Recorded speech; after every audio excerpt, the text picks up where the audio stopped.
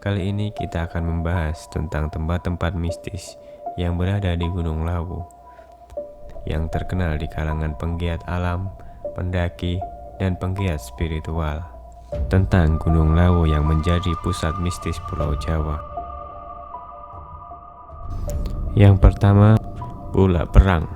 Pada tahun 1400 Masehi, Majapahit yang dipimpin Prabu Brawijaya mengalami pasang surut dalam pemerintahannya. Prabu Brawijaya memiliki anak yang bernama Raden Patah, yang mengajak sang Prabu memeluk agamanya. Namun sang Prabu yang menolak hindari peperangan melarikan diri.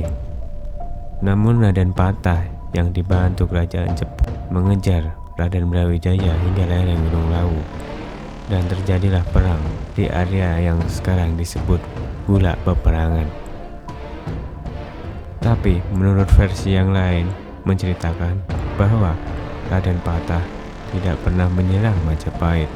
Tempat ini bisa kita jumpai saat kita mendaki melewati Candi Cetro.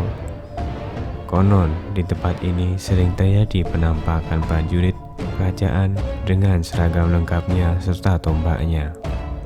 Dan di tempat ini jugalah sering terjadi pendaki yang nyasar atau hilangan arah dan bahkan hilang dan tidak kembali hingga sekarang.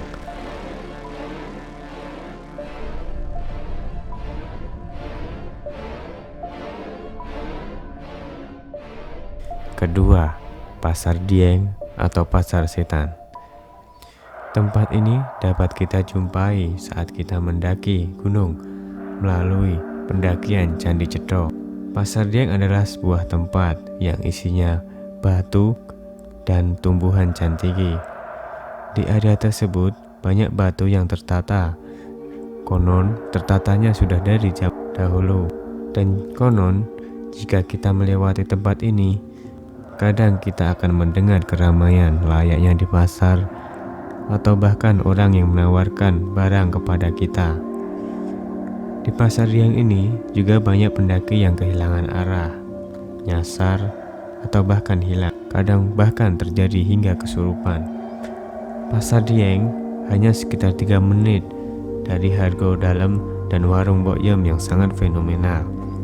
Konon ada batu yang tidak boleh kita duduki di area Pasar Dieng.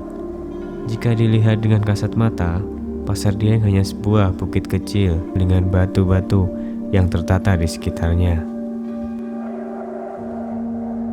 Ketiga, Hargo Dalem. Tempat ini sangat terkenal setelah banyak versi menceritakan bahwa Raja Majapahit Raden Brawijaya V muksa atau menghilang jiwa raganya di tempat ini. Hal ini menjadikan para penggiat spiritual sering melakukan pertapaan, atau bahkan banyak orang yang mencari pesugihan. Dan di beberapa tempat di sekitaran Gunung Lawu, di sekitar Hargo Dalem, banyak terdapat pendopo dan tempat-tempat semedi lainnya. Serta tidak jauh dari Hargo Dalem terdapat sumur yang sangat terkenal, yaitu Sumur Sumber Derajat dan Sumur Jolotundo. 3 jalur utama pendakian Gunung Lawu akan saling bertemu di depan tempat ini. Hargo Dalem bisa disebut tempat paling besar energi spiritualnya di Gunung Lawu, karena tempat ini adalah tempat moksa Raden Brawijaya.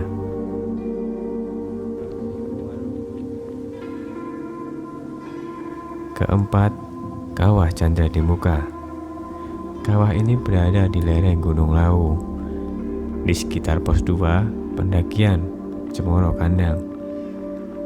Dalam cerita sejarah, Kawah Candra di Muka ini adalah tempat salah satu tokoh pewayangan, yaitu Gatot Kaca, di mana Gatot Kaca digembleng dan untuk cucikan diri karena Gatot Kaca saat lahir berwujud raksasa. Sang ayah Bima percaya bahwa Gatot Kaca kelak menjadi seorang kesatria. Maka dari itu, Bima, sang ayah, menggodok Gatot Kaca di kawah yang panas untuk melatih dan menambah kesaktian Gatot Kaca. Untuk menuju Kawah Candra di Muka, harus melewati jalur yang sangat terjal dan berbahaya. Konon disinilah banyaknya penampakan. Dan itu terbukti di tahun 2020 ini di dalam game Mobile Legends, Gatot-Kaca sangat OP luar biasa. Gue jadi ngeri anjing. Kawah Canda di muka di Gunung Lawu keluar dari lereng Gunung Lawu dan membentuk sebuah cekungan.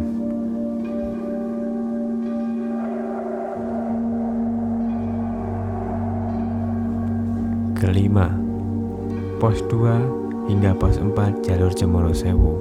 Jalur Cemoro Sewu sebenarnya adalah jalur terpendek saat kita ingin mendaki Gunung Lawu.